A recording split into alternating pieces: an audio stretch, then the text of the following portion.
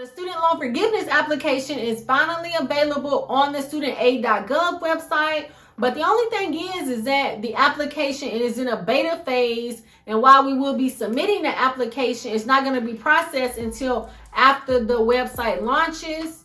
And I was reading an article where it was stating really they're just wanting to make sure that the site, all the kinks and stuff are out. And in my last video, I was telling y'all that since there was more traffic on the site, sometimes the site was going down. But when I was trying to fill out my application, y'all, I had forgotten my password. And so I had to reset my password. Because you know how you be having like 50 million passwords? So make sure you write your password down, you know, once you register and all that. But overall, it only took maybe like a few minutes to fill out the application, because really they're only asking you what is your name, your social security number, your date of birth, and they're verifying your email address. So like I've been stating, they already have all this information. So why are they making us fill out this application? Now I can say they have updated the website with some pretty good information. So in this video, we're going to talk about it. Let's get into it. Hey everybody, I'm Tasha from the Major Change Group, where we believe small changes can create big results. And if this is your first time on the channel, welcome. We talk about how to get your money straight, how to increase your credit score, and how to use your credit card like a debit card. So the application process was very easy, and Biden has stated that they're going to be forgiving up to $20,000 in federal student loans. If you got Pell Grants, then you're eligible for $20,000, but if you did not get Pell Grants, you're only eligible for up to $10,000. Now, the main thing is that the student loans that are going to be included in this application process are student loans prior to June 30th of 2022. Now, the most interesting piece of this application process is you will be getting an email to confirm that your application process was submitted. And it states that some of the next steps could be that we will have to provide some income verification, and they will be using either our 2020 or our 2021 tax filings. So that's really interesting. Now we know that we can be forgiven for up to $20,000 in federal student loans. So if you got Pell Grants, you can get up to $20,000. But if you did not get any Pell Grants, then you would get up to $10,000 in student loan forgiveness. Now with them going to be using our tax filings, they're stating if you are single, then you are eligible if you made less than $125,000. And if you are married filing jointly, then you're eligible if you made less than $250,000 or less. Now, one of the main questions that I had was around the Pell Grants, because I only received $525 in Pell Grants. So does that mean that I would be forgiven for $20,000? But once you go onto the site, it does state that your Pell Grant could have been for any amount, and it didn't matter if it was for multiple programs.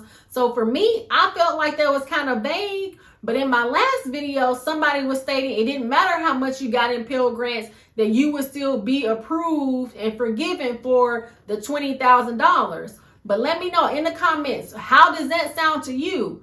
Does it sound like you would be forgiven for any amount? Because I don't know. It seems kind of vague, but I definitely would want the full $20,000. Now, another important question was, would we have to pay taxes on the forgiven amount? Now, the site states that on a federal level, we will not have to pay taxes on the forgiven amount. But on a state level, it's definitely possible that on a state level, we might have to pay taxes on it.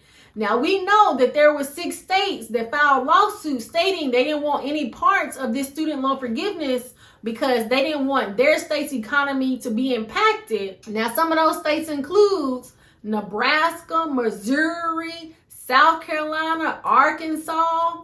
And I'm hoping that more states don't jump on board. But I know Tennessee wasn't one of those states, but we're definitely going to have to see. Now, let me know in the comments if your state said that you had to pay taxes on the forgiven student loan amount.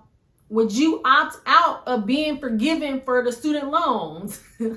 I feel like I would still want my student loans to be forgiven, but it would just depend on how would it be taxed. But let me know in the comments, what do you think about this? I mean, overall, I really still feel like it really didn't need to be application process, because on the one hand, they're only asking you information that they already know. And then when you think back when they had the stimulus, you didn't have to send in any additional information to be able to get the stimulus, because they were able to use your 2019, I believe, tax refund. So why wouldn't they be able to do this same process with the student loan forgiveness? I'm just like, I feel like they are prolonging the process, because on the one hand, if we're going to have to be sending in documentation for this application process, it's just like, how smooth is that going to be compared to with them already having all of the information? They could go on and forgive up to the $20,000, because they know how much student loans that you got. They know how much Pell Grant student loans that you got.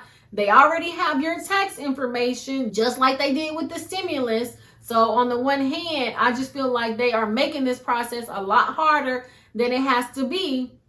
But on the one hand, we're going to have to see. Y'all, I still feel like they really need to be tackling the interest on the student loans. I'm also getting emails from my credit union asking me, do I want to consolidate my student loans so that I can get the interest rate down? But see, the only thing is they're asking for you to do this prior to December 31st of 2020. And then I believe you can get like $200 back. But on the one hand, I want to make sure that my student loans are going to be forgiven. So if this process goes real smooth, and if they go ahead and launch the site, and then let's say my student loans are going to be forgiven in November or early December, then I probably would consolidate my student loans to my credit union so that I could get a low interest rate, because I believe the interest rate is going to be less than 2%, where my interest is 6.25%, I believe. Because I don't want to be paying that much in interest, because I feel like they eat up your payment. And then I would really do direct deposit too. So let me know in the comments, have you been getting any emails from your credit union or your bank to do consolidation on your student loans? I hope you found this helpful. Please like, subscribe, share with a friend, turn your notification bell on so you will be notified when new content drops. I thank you so much for watching. Until next time. It's not a game, it's a rich thing.